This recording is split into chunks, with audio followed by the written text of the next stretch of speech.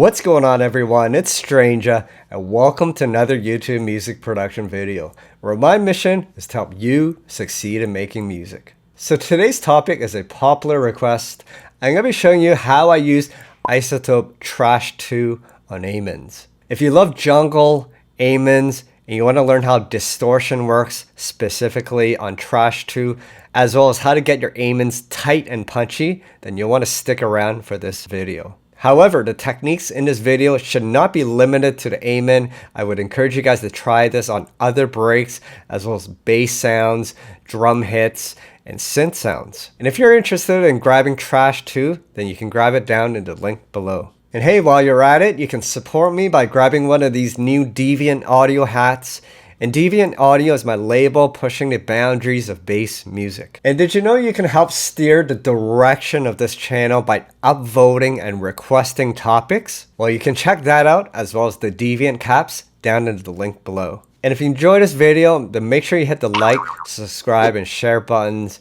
When you hit the like button, it lets YouTube know that you're enjoying the video, and it sends it out to more people like yourself so that they can enjoy it, which helps my channel grow and ultimately helps me keep doing what I'm doing, which is to provide you free content. Also, if you want more content from me, then you can follow me on Instagram and TikTok, where I'm providing content exclusive to those platforms. Alright, enough said. Let's get to some AMENS. Alright, so I have an AMEN loop here and it's cut dry. And let's pitch this up just a few semitones. Okay, sounding much sweeter for jungle now. So let's pull up Izotope Trash. And here it is, and it opens up the preset manual by default, but we can close this. So the way Trash 2 works is there are 6 different modules going from left to right. There's a filter where you can add some EQing. There's trash, which is where the main bulk of the distortion is done. There's a secondary filter. There's a convolve section, which kind of puts the sound in a room or environment. And then there's the dynamics section where you can add compression and gating. And then finally, there is a section where you can add some delay to the signal. Now, during this video, I'm really going to use just 3 sections. I'm going to use the filter to add some EQing. I'm going to add some trash to distort. And then I'm going to shape the AMEN with some dynamics here. So let's go into the trash section and I'll show you guys how this works. So the great thing about trash is there's 2 stages of distortions. There's stage 1 and stage 2. So go under stage 1 and then we can browse through the different distortion shapes. So I'm under the distortion category, and then we could try a couple of these distortion shapes.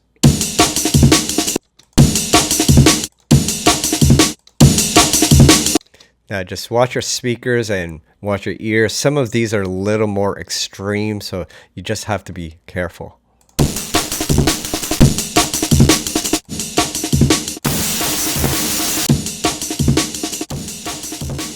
So there's tons of distortion shapes that you can play with here, which gives you a lot of creative freedom in dictating how your distortion will sound.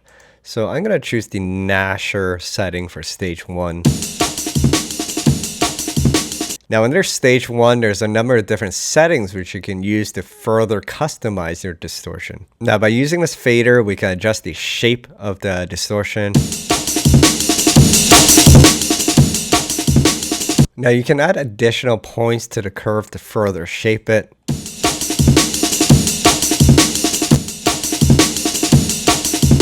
Now this drop down here allows you to further manipulate the shape, but I don't really use it. Now we can adjust the input signal by increasing the pre-fader. And then we can increase the drive with this fader. And notice the amplitude of that shape increases as you increase the drive. Of course, you can adjust the mix of the dry-wet signal.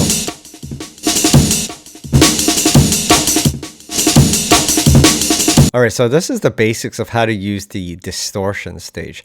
And now we can apply a second stage of distortion.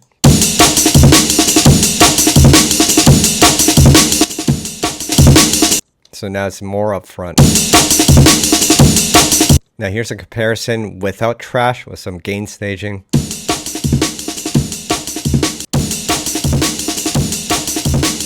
It's a lot more aggressive sounding. Okay, so the real power of Trash 2 is the multiband mode. So on the far right here, we can click this button to enable multiband mode. And what this does is it splits the signal into 3 frequency ranges. There's the lows, medium, and highs. So we can apply a different distortion shape to each frequency range. And this gives us a lot of freedom on how to dictate how our AMENS will sound. So the way this works is you can adjust the crossover frequency between the bands by using this line here. So first we can solo the top section and then identify the section we want to isolate.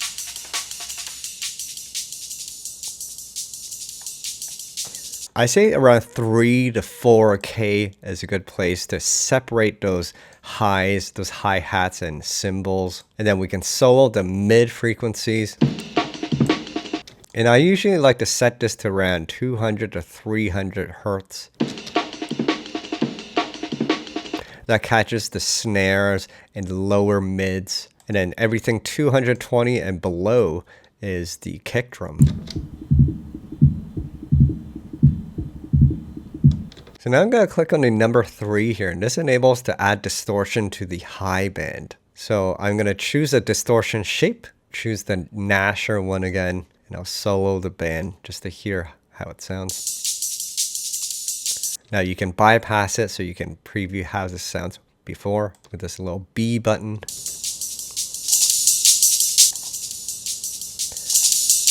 So that really brings out those cymbals. Let's add a second stage of distortion.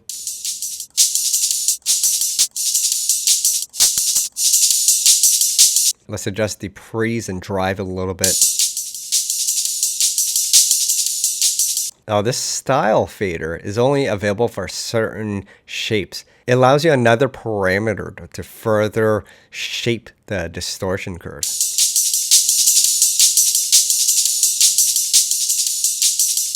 One thing I didn't mention is that each stage of distortion has a post filter. So if you click on this filter tab here, enable it, this allows us to add some filtering to the signal after the distortion. And sometimes this is helpful to further shape the distortion, maybe get rid of those really harsh frequencies. So we can do that to the hi-hats. So we can introduce a high shelf here and duck some of those harsh frequencies.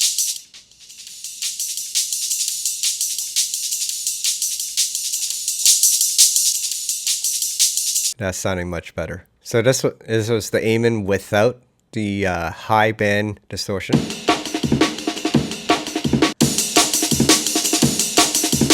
Okay, let's work on the mid bands now. So let's click on number 2 and solo it. So I'm going to apply the Nasher shape to this one again, but with different drive settings.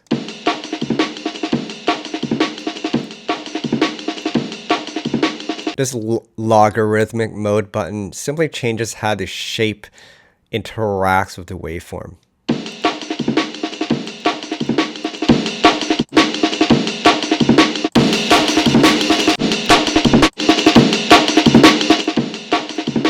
All right, and let's finally distort the low bands. So click on number 1 and solo the lower bands. Let's increase the drive. Now through the process, you may want to adjust the bands a little bit. You can see how it behaves with the distortion. Actually, I'm liking it a bit higher. It's not a stage 2 distortion.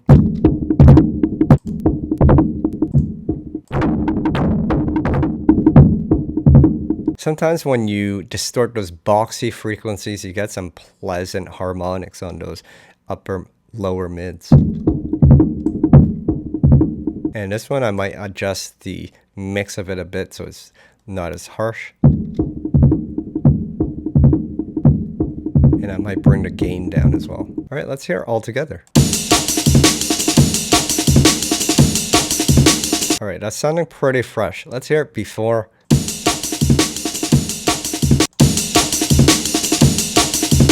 All right, that's sounding really good. I'm just going to increase some of the settings a little bit and make it a little more intense. So that's a more aggressive setting we can use to show you more extreme settings with trash too. So here's before.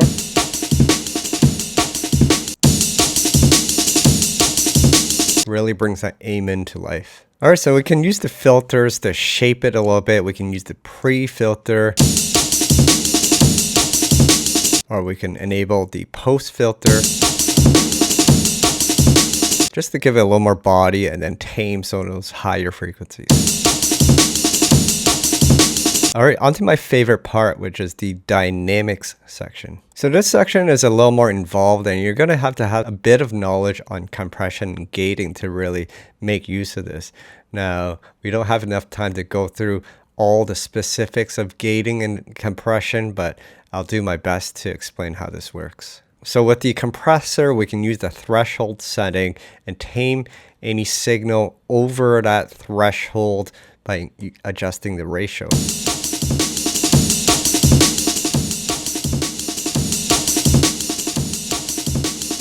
So the higher the ratio, the more squashed the sound. And the lower the threshold, the more of that signal that gets smashed or compressed.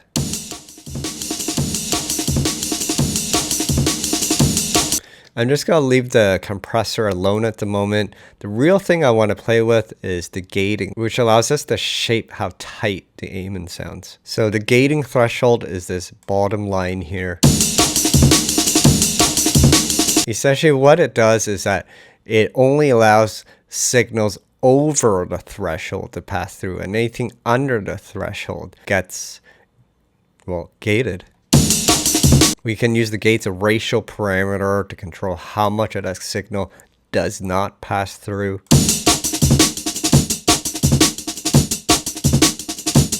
So essentially that's what a gate is. It's kind of like a door which opens and closes, and it opens only when that signal is over that threshold. So by setting it high enough, we're only allowing those peaks of each transient, each attack of each kick and snare to pass through. Now we can adjust the release parameter, which indicates how long does it take for that gate to close again. So if we set the release super fast, then as soon as that signal is under the threshold, that gate closes and nothing passes through. And then you get that chopped up, glitchy sound. But as you increase the release, then that gate closes a bit slower, allowing some of those signals below the threshold to pass through.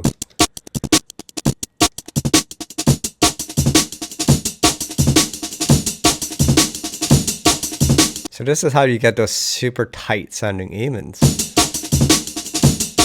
Now, if you've seen my previous videos, I've shown you another way to do this, but this is how you do it with the gate. Now, the real power of this is using this in multiband mode. So let's enable the multiband and just make sure you're in the band view. So just click on this button here. And then we're going to use the same crossover points as the distortion so that it mirrors it. Bring this up to around 4K. This one's about 339. So now we can solo the high band and shape those high frequencies. So let's bring that threshold up. Let's adjust that release so we can listen to what passes through. So we're bringing the release all the way to 1 millisecond. So we're only hearing those tips or peaks of those kicks and snares. Just make sure you increase the ratio. Okay, great. So we know that that's probably the highest we can go if it's just catching those peaks, and then we can adjust the release accordingly.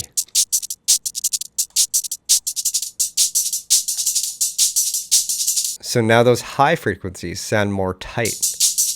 So here's before, and here's after. Okay, let's shape the mid frequencies. So click on the number 2 and adjust the threshold, bring it up. Bring the ratio up as well, decrease the release. And then increase the release. If you want the gate to be a little more tolerant, then you can decrease the ratio. So here's before. There. So it gives you some really snappy, tight kick and snares. So let's do the low frequencies now. Again, bring the ratio up and then increase the gate threshold. Okay, let's increase the release. Okay, that's sounding pretty good. So let's hear it all together.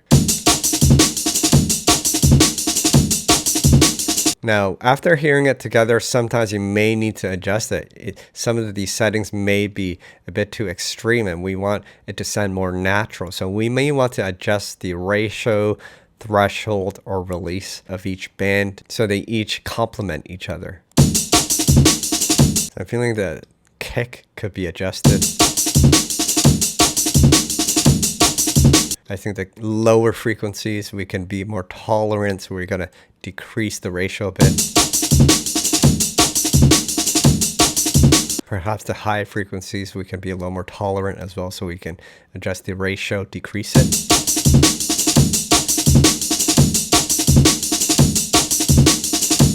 That's sounding better now. Now each band seems to complement each other a little more. Remember, the key is we want it to sound natural. We don't want the bands to sound individual. We want it to sound still as one whole. Now again, you can experiment by sliding the crossover frequencies.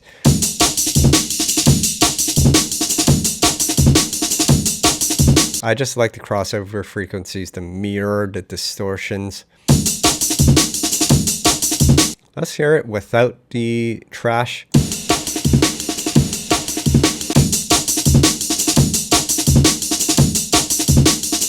Now I just further adjusted the settings a bit to make it a little more smooth. So here's the signal without the dynamics processing.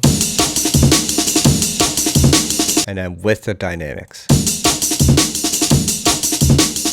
And here's a signal without trash at all. And with trash. So we've totally changed the shape and character of the AMENS by intelligently designing the distortion and dynamics of the AMENS. Now, once you're happy with trash, you can add some additional processing to shape the AMENS. So I'm applying a bit of EQing outside of trash. Then I'm adding a slight amount of reverb to give a bit of space to the AMENS. So that's sounding fresh. So once again, here's pre-processing. And this is after all the processing. So now that we have a nice sounding AMENS, why don't we add some bass and make some jungle. Now here's an 808 bass from my Serum pack, which should be out soon. I'm just working on final details. So stay posted on my social media for updates on when we're going to be launching this pack. I think you guys are going to love it.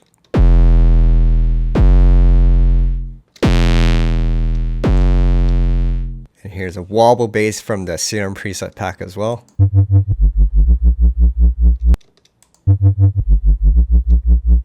Some old school jungle vibes. And here's a foghorn from the pack as well.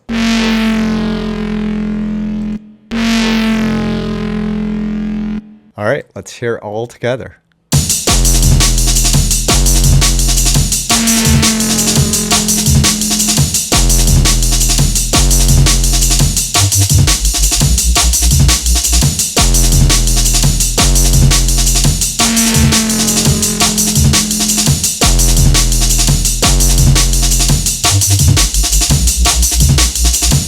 All right, so we have some jungle here.